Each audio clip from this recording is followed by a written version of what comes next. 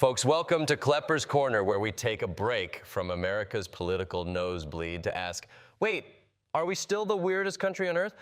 This week, maybe not. Turns out the rest of the world also got hit by the cosmic shovel of what the hell is happening. So let's globetrot through the top headlines from around the world this week, May 29th to June 5th, 2025.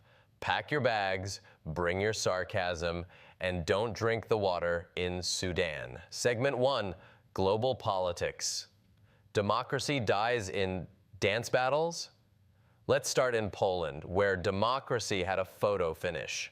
Karol Nawrocki, a guy whose job used to be official historical memory, just barely beat out pro-EU incumbent Rafał Trzaskowski. Now, Poland's ruling party is basically a time machine to 1983, but with TikTok.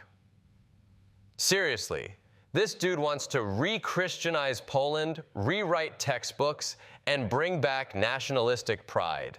So basically, he's Ron DeSantis if Ron DeSantis grew up on pierogi, and in South Korea, the president got impeached, and they had a snap election. 5 candidates entered, 1 left with the keys to the nuclear arsenal and the Wi-Fi password. Honestly, South Korean politics are like Survivor, but with less sunscreen and more bribery. And speaking of plot twists, Mongolia, yes, Mongolia just yeeted its prime minister out of office after weeks of protests. The last time Mongolians protested this hard, Genghis Khan ended up with half of Europe's land and all of their dental records. Meanwhile, in Nepal, tens of thousands rallied to bring back the monarchy.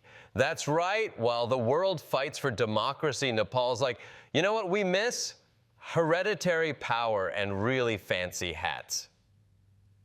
Next up, America decides to replace Congress with a sword in the stone system.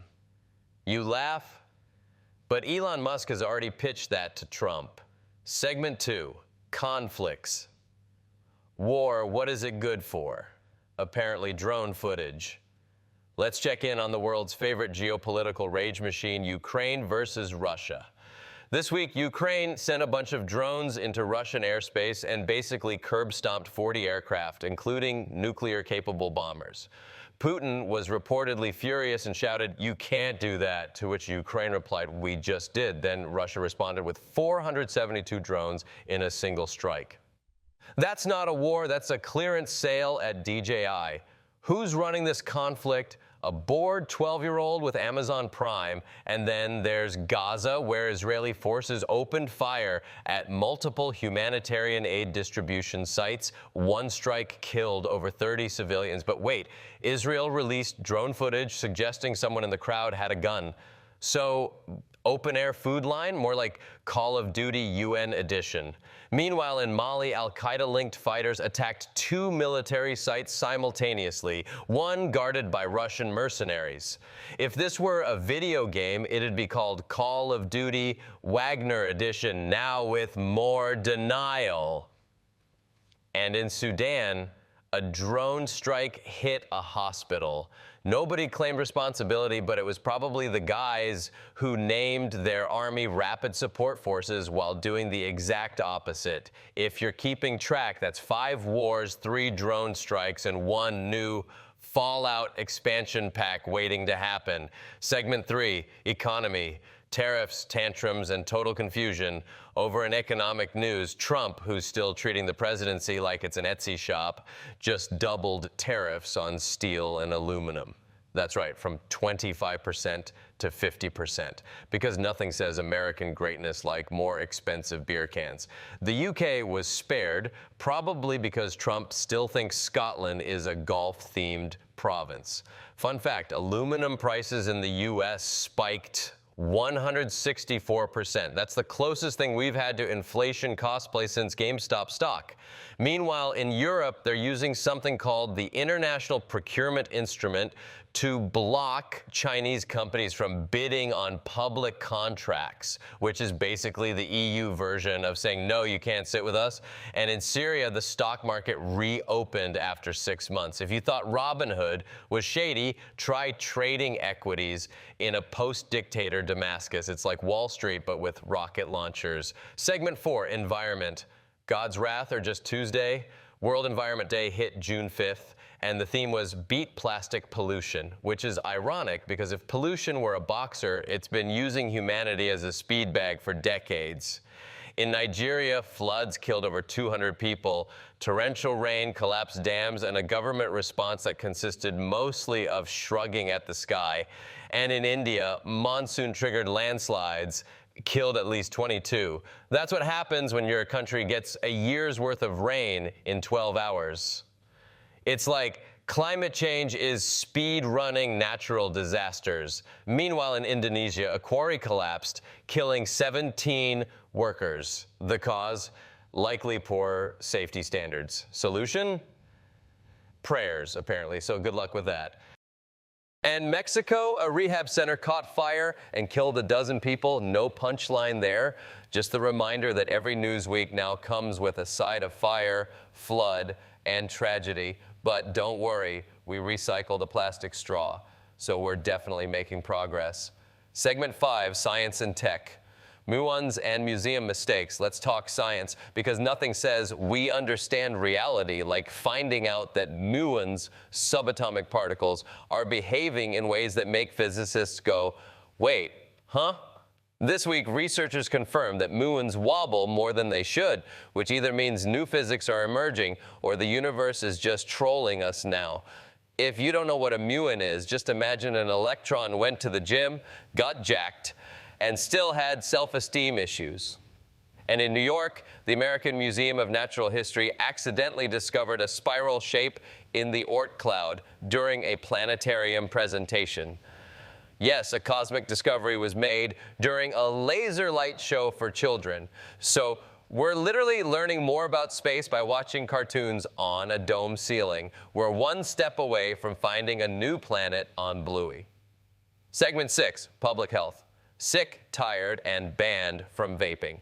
In Sudan, where everything is on fire, a cholera outbreak hit over 2,000 people and killed 242 in 2 weeks, because what this civil war really needed was explosive diarrhea. Meanwhile, in the UK, they officially banned disposable vapes. That's right. Teens can no longer get their daily dose of blueberry blast and microplastics in one puff. The reasoning?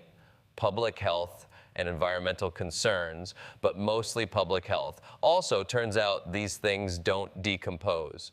So we've got 8 million mango-scented corpses clogging up landfills. If the lungs don't kill you, the litter will. Segment 7, Human Rights. Trials, crackdowns, and 20% less UN. Let's pivot to human rights, aka that thing people say they support until it gets inconvenient. The UN announced a 20% staff cut due to massive funding shortfalls. Translation, if you're a refugee, better hope you qualify for the premium suffering package. Meanwhile, in France, the cop who shot 17-year-old Nahel Merzouk is finally on trial. His defense? Oops, my racism slipped. In Guatemala, 3 former paramilitary officers were convicted for the wartime rape of 36 indigenous women.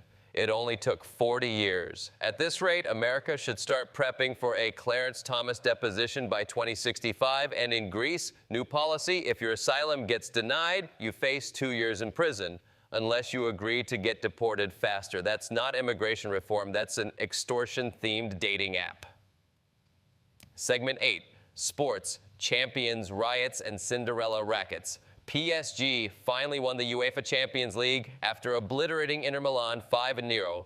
French fans celebrated by flipping cars, fighting cops, and basically reenacting the French Revolution with Adidas merch. Result, 2 dead, 200 plus injured, and 1 police officer in a coma.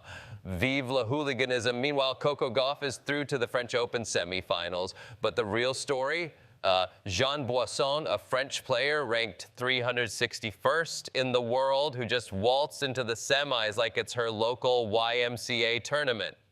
Cinderella called, she wants her racket back. And in the NBA Finals, we got the Indiana Pacers versus Oklahoma City Thunder, which means David Stern is somewhere in the afterlife yelling, Who let this happen?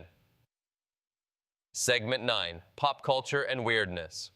Swift, Justice, and Grocery Elephants. Taylor Swift officially owns her entire music catalog. So now she owns her lyrics, her royalties, and your soul. Also in pop news, Miss Grand International crowned a new winner mid-reign after the previous one resigned. That's right, even beauty pageants are experiencing hostile takeovers. Meanwhile, in Thailand, a wild elephant wandered into a grocery store, casually browsed the snack aisle, and left without paying. So the same as your average NFL linebacker. And in Amsterdam, the Rijksmuseum unveiled a 200-year-old condom decorated with erotic art. Because nothing says cultural heritage like horny latex from the Enlightenment. And that's the week, folks. From war to weather to wild elephants, the world keeps spinning off its axis and into a kiddie pool filled with gasoline. Until next time, this has been Klepper's Corner, where the world makes no sense and we wouldn't have it any other way.